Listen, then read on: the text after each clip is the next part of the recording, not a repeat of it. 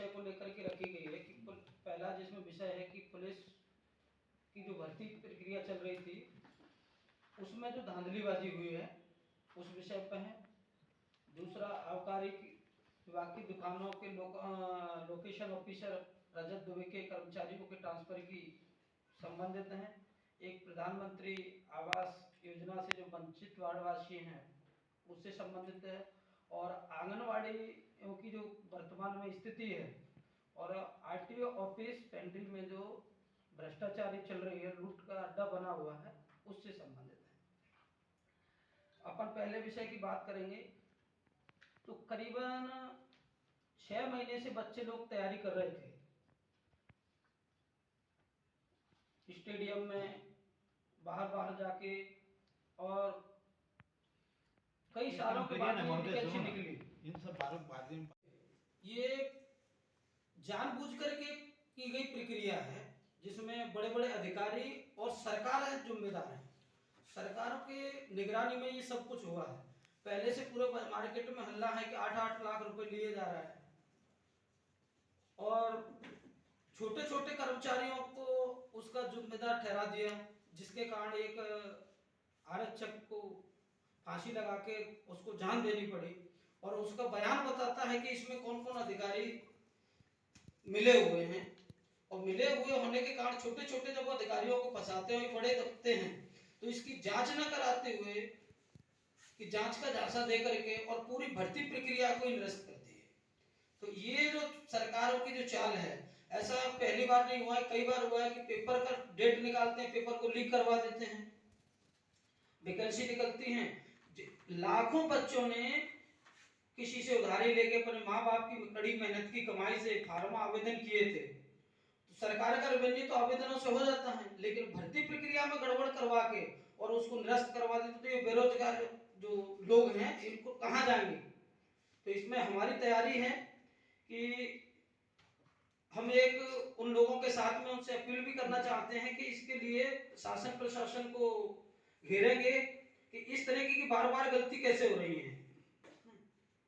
बात को उठाएंगे जो पुलिस भर्ती में गड़बड़ी हुई है, तो जो छोटे छोटे मछलियों को जैसे आरक्षक को बदनाम किया गया, अगर उसका इन्वॉल्वमेंट भी था तो किसी आरक्षक की इतनी औकात नहीं हो सकती कि वो किसी की नौकरी लगा ले, क्योंकि वो तो खुद इतने मुश्किल से आए हैं। लोग फॉर्म भरते हैं, फॉर्म भरने के बाद प्रैक्टिस करते हैं।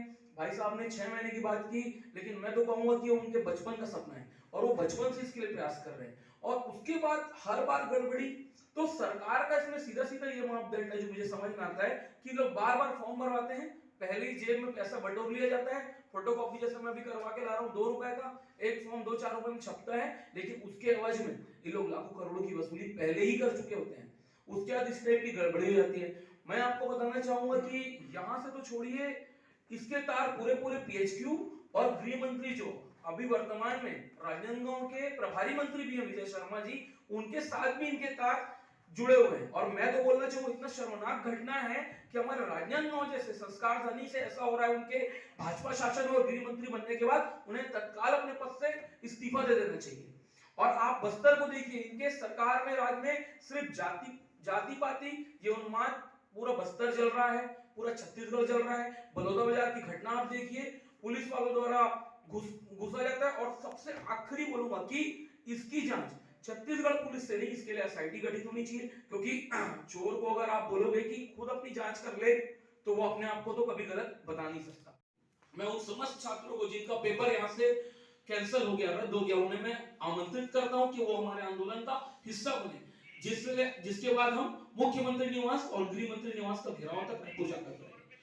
दूसरा पॉइंट मेरा यह था कि आबकारी विभाग में जो गड़बड़ी हो रही है, जैसे कि अभी हाल ही में मेरे पास सबूत भी है, मैं आपको वो कागज भी अवेलेबल करवा दूंगा अगर चाहेंगे तो आप, कि जब शिकायत हो रही थी तो आबकारी अधिकारी द्वारा जितने लोग कोचियागिरी करवा रहे थे उन सब लोगों का ट्रांसफर करके भट्टी में फेरबदल किया गया अधिकारियों को। लेकिन ये जब तक कार्रवाई थी, जब तक हवा उड़ी हुई थी, तब तक एसपी ऑफिस में भी एसपी साहब ने संज्ञान में लिया। भाजपा के कुछ नेताओं के भी नाम इसमें है जो मैं अभी आपके सामने उजागर नहीं करना चाहता, अगर वो सुधर जाए तो, नहीं तो अगली बार मैं उनका नाम लेके बोलूंगा। उसके बाद अभी हाल ही में 3 दिन पहले फिर लोकेशन ऑफिसर जो रजत दुबे उन्होंने अपनी अधिकारी की एक ना सुनते हुए फिर से उन लोगों का ट्रांसफर किया, जो पुराने पदस्थ थे उनको निकाल दिया, और जिनके माध्यम से कोशियागिरी चल रही थी उनका ट्रांसफर उनके वापस जगह में किया। उदाहरण के लिए मैं आपको बताना चाहूंगा कि आबकारी अधिकारी ने कार्रवाई करते हुए डोंगरगांव और अर्जुनी भट्टी के सुपरवाइजर को आपका टेढ़सरा भेज दिया था, और इस लोकेशन ऑफिसर ने, जो सरकार के कुछ नुमाइंदों के इशारों पे नाच रहा है कोचियागिरी करवाने के लिए, वापस से उन्हें डोंगरगांव बुला लिया है। उसका नाम, उसको निकनेम रॉकी करके बोलते हैं, इतनी जानकारी है मुझे। जो खैर इसमें कार्रवाई होगी और आप बात पहुंचाएंगे ऐसी आशा करता हूं। दूसरी इंपॉर्टेंट बात, लोकेशन ऑफिसर द्वारा पुराने पदस्थ लोगों को निकाल के दूसरे नए लोगों को, कई लोगों ने यह भी शिकायत की, सूत्रों से पता चला है कि उनसे पैसा लेकर उन्हें नौकरी में रखा गया है। ये भी एक धंधा बन गया है।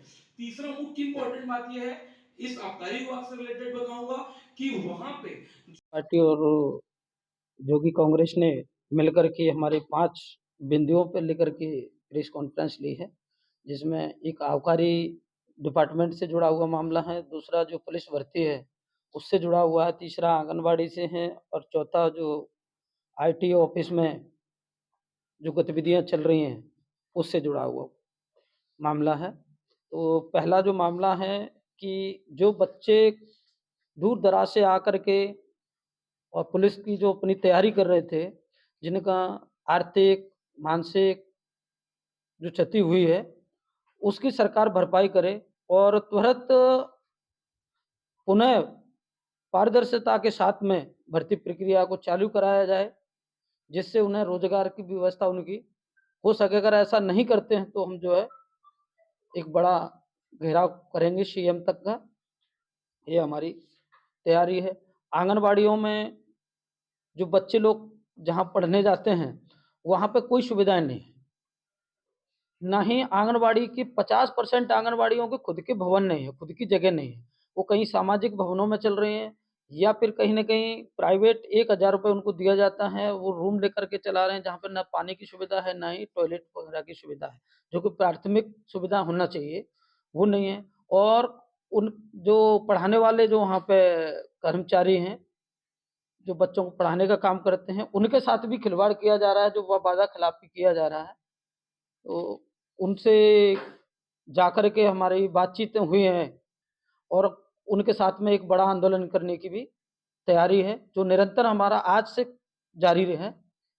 प्रेस कॉन्फ्रेंस करके हम लोगों को ये मैसेज देना चाहते हैं कि ये जो 5 जो गतिविधियाँ हैं और इनमें जो समस्या हैं, उससे लेकर के लोगों के बीच में हम जाएँगे, लोग हमारे संपर्क में आएँगे, जिससे हम इस लड़ाई को और लोगों की माँग जो है उस आधारित अपना काम कर सके। जैसे न्याय की व्यवस्था है, तो न्याय प्रॉपर वे में लोगों को मिल सके, रोजी-रोटी, कपड़ा पकाने की व्यवस्था हो सके, शिक्षा की व्यवस्था है वो हो सके, और जो भ्रष्टाचार की लूट मची हुई है, इससे लोगों को निजात दिला सके। आपका शुभ नाम बता देंगे? मेरा नाम शिवशंकर सिंह है। जी, भर्ती प्रक्रिया रद्द कर दी गई। अभ्यर्थी जो हैं उनको मानसिक, शारीरिक और आर्थिक नुकसान पहुँचा। आप लोग क्या मानते हैं? आज की प्रेस वार्ता के माध्यम से मैं आपके समक्ष ये बात रख रहा हूँ और आपके समक्ष जनता तक पहुँचाना चाहता हूँ कि जो गृह मंत्री जी हैं, वो हमारे राजनांदगांव के प्रभारी मंत्री जी भी हैं, और उनके विभाग से यहाँ पे राजनांदगांव हमारे संस्कारधानी में इतनी बड़ी घटना घट गई कि एक आरक्षक को आत्महत्या करना पड़ा। तो मैं ये चाहता हूँ कि छोटी मछली को छोड़ के बड़ी मछली को पकड़ा जाए।